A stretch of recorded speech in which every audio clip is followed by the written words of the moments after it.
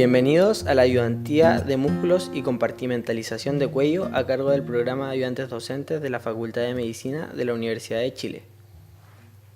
Los objetivos de la ayudantía son mencionar las distintas regiones del cuello, conocer los músculos que forman parte de cada una de esas regiones, estudiar las inserciones y relaciones de esos músculos, aprender las distintas fascias y espacios que compartimentalizan el cuello, detallar las estructuras contenidas en cada espacio. Para localizar los músculos del cuello los dividiremos en tres regiones. En la región anterior encontramos principalmente músculos que participan en la deglución, elevando o deprimiendo el hueso hioides, y otros en un plano profundo en relación estrecha con la columna. Superficialmente y sobre el hueso hioides está el digástrico, formado por un vientre anterior originado en la fosa digástrica de la mandíbula.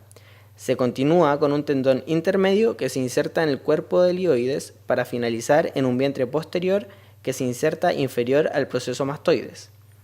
El estilo hioideo va desde el proceso estiloides al hioides y justo antes de insertarse se separa para formar la pinza por donde pasa el tendón del digástrico.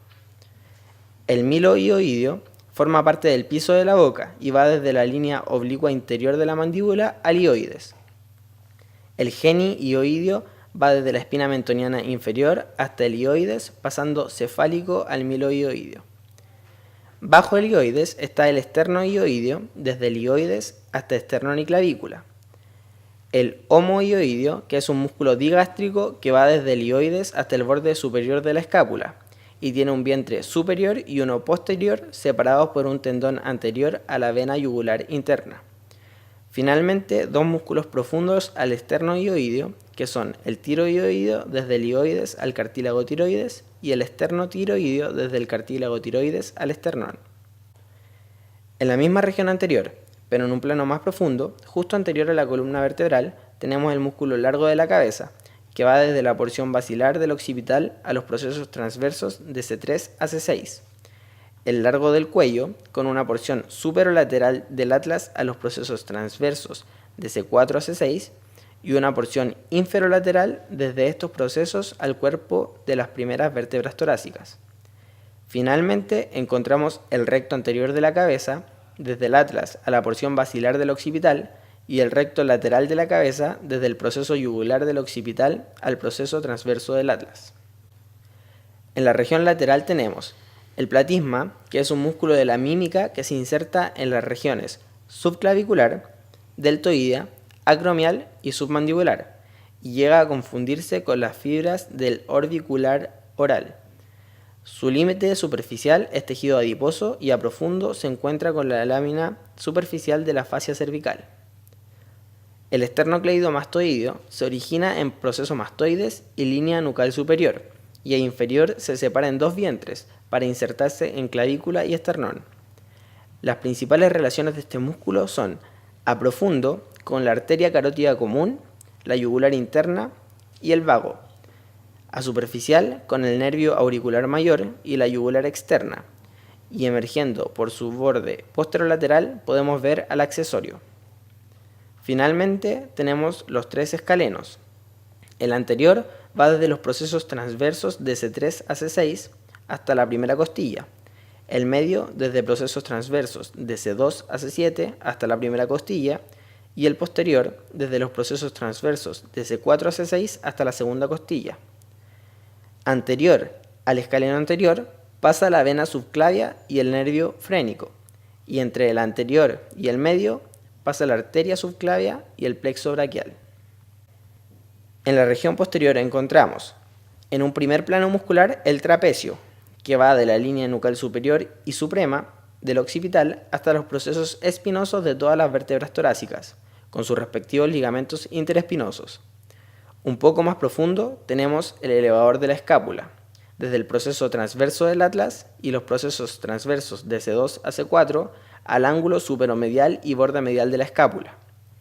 El esplenio de la cabeza, desde la línea nucal inferior y el proceso mastoides hasta los procesos espinosos de C7 a T5, y el esplenio del cuello, con el mismo origen, pero llegando a los procesos transversos de C1 a C3.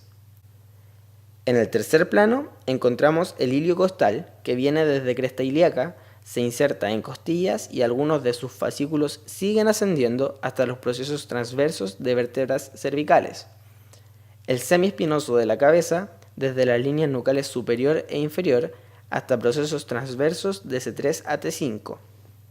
El longísimo de la cabeza, desde procesos mastoides hasta los procesos transversos de C4 a C7, y el longísimo del cuello desde procesos transversos de C3 a C7 hasta los espinosos de T1 a T5.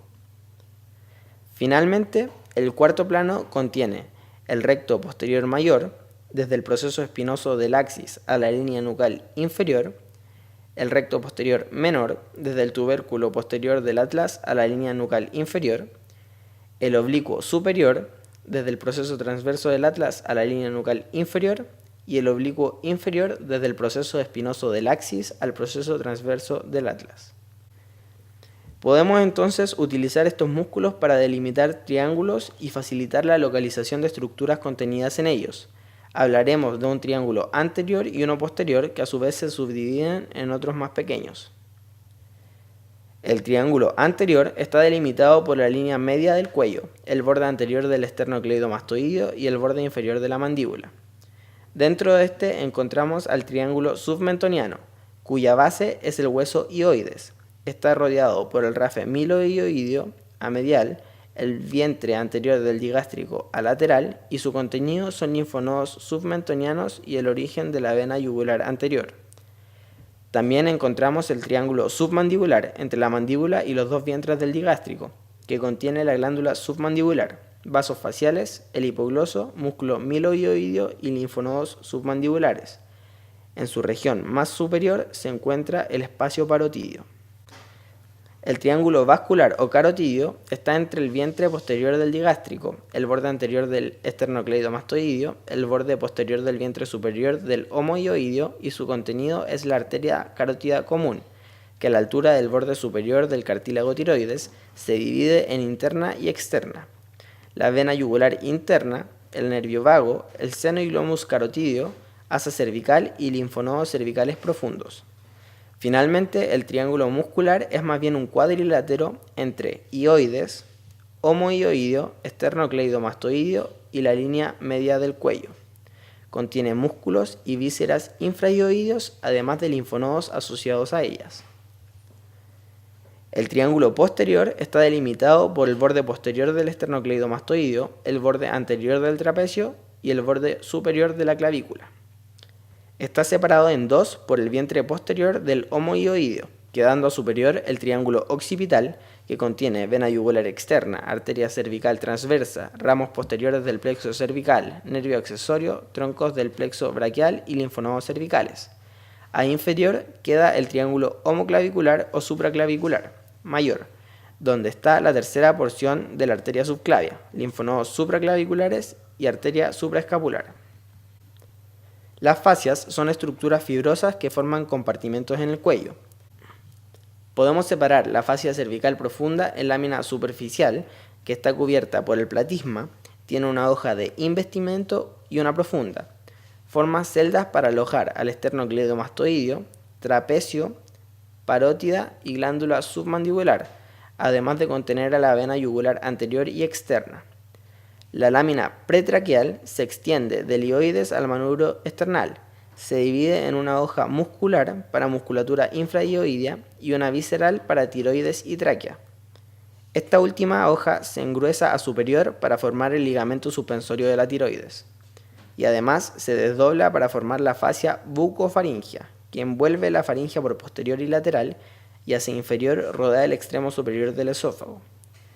La lámina prevertebral va desde la porción basilar del occipital al tejido conectivo del mediastino y envuelve los músculos escalenos, prevertebrales y aquellos de zona media y profunda en la nuca.